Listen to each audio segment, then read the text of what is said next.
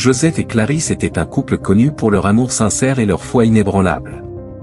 Habitants d'un petit village d'Afrique, ils apprennent modestement, mais avec dignité. Joseph travaille comme maçon, acceptant tous les petits contrats pour subvenir aux besoins de son foyer.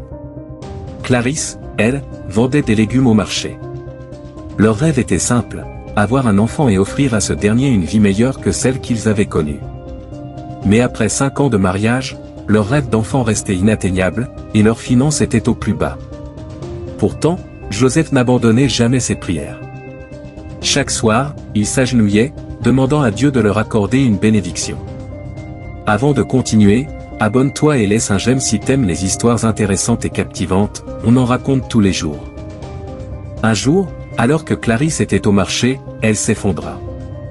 Transportée d'urgence à l'hôpital, Joseph apprit qu'elle était non seulement enceinte, mais également dans un état critique. Les médecins lui annoncèrent que des soins intensifs étaient nécessaires pour stabiliser sa femme. Malheureusement, le coût des soins dépassait largement les moyens de Joseph. Il se tourne vers sa famille, mais ses oncles et tantes lui refusent toute aide, le traitant de rêveur irresponsable. Seul son frère cadet, Emmanuel, lui apporte un soutien financier, bien qu'il fût lui-même dans une situation difficile. Avec cet argent, Joseph parvint à couvrir les premiers frais, sauvant ainsi la vie de Clarisse et celle de leur bébé pour l'instant. Les médecins, cependant, révélèrent une autre vérité dévastatrice, Clarisse souffrait d'un cancer avancé. Si elle ne subissait pas une opération risquée et coûteuse, elle n'avait que quelques mois à vivre. Cette révélation brisa Joseph.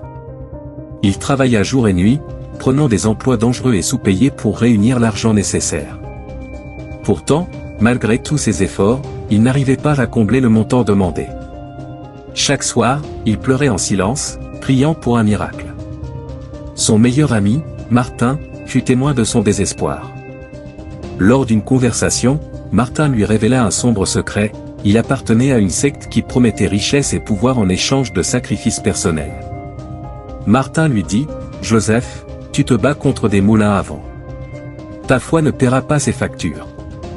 Si tu veux sauver ta famille, il te faut faire des choix difficiles. » Il lui propose d'assister à une réunion pour découvrir ce que la secte pouvait lui offrir. Joseph, acculé, accepte de suivre Martin. Il fut introduit à un groupe mystérieux dans un endroit reculé.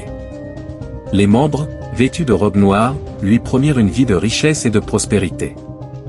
Mais il y avait un prix, renoncer à sa foi en Dieu et faire un sacrifice symbolique, qu'ils refusèrent de lui expliquer en détail avant qu'il n'accepte. Joseph quitta la réunion, profondément troublé. L'idée de trahir sa foi et de nuire à ses valeurs le dévorait. Mais l'image de Clarisse, fragile et enceinte, hantait son esprit. Il passa une nuit blanche à prier, demandant à Dieu de lui donner un signe. Mais le silence de Dieu le plongea dans un abîme de doute. Le lendemain, alors qu'il marchait sans mai dans le marché, un vieil homme inconnu l'arrêta. Cet homme lui tend une enveloppe, disant « Tu as gardé la foi. Dieu n'abandonne jamais ceux qu'il aime. » Joseph, stupéfait, ouvrait l'enveloppe pour y découvrir une somme d'argent suffisante pour payer l'opération de sa femme. Il se retourna pour remercier l'homme, mais celui-ci avait disparu. Grâce à cet argent, Clarisse subit l'opération.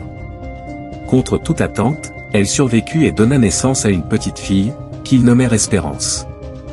Ce fut un moment de joie indescriptible pour le couple, qui remercie Dieu pour ce miracle. Martin, frustré de voir Joseph réussir sans rejoindre la secte, tente de le convaincre à nouveau. Mais Joseph, fortifié par son expérience, refusa catégoriquement. Quelques mois plus tard, la secte fut démantelée par les autorités locales, et Martin perdit tout ce qu'il avait acquis. Joseph a trouvé un nouvel emploi grâce à un membre de son église, touché par son témoignage. Clarisse, bien que toujours sous surveillance médicale, retrouva des forces et se consacra à leur fille. Leur petite famille vivait désormais dans la gratitude et la simplicité. Un dimanche, lors d'un culte, Joseph partagea son histoire. Quand tout semblait perdu, j'ai compris que la foi est testée dans les moments les plus sombres. Dieu n'arrive jamais en retard. Il voulait que je me souvienne que sa lumière est plus forte que n'importe quelle ombre. La petite Espérance grandit dans un foyer rempli d'amour et de foi. Joseph et Clarisse devinrent des piliers de leur communauté, inspirant ceux qui traversaient des épreuves similaires. Leçon de vie. Les épreuves ne sont pas des punitions, mais des occasions de grandir dans la foi. Même dans les moments les plus sombres, garde l'espoir, car la lumière finit toujours par triompher. Merci d'avoir regardé jusqu'à la fin. Si cette histoire vous a touché et que vous aimez les récits en tout genre et des intrigues captivantes, n'hésitez pas à laisser un j'aime et à vous abonner pour ne pas manquer nos prochaines vidéos.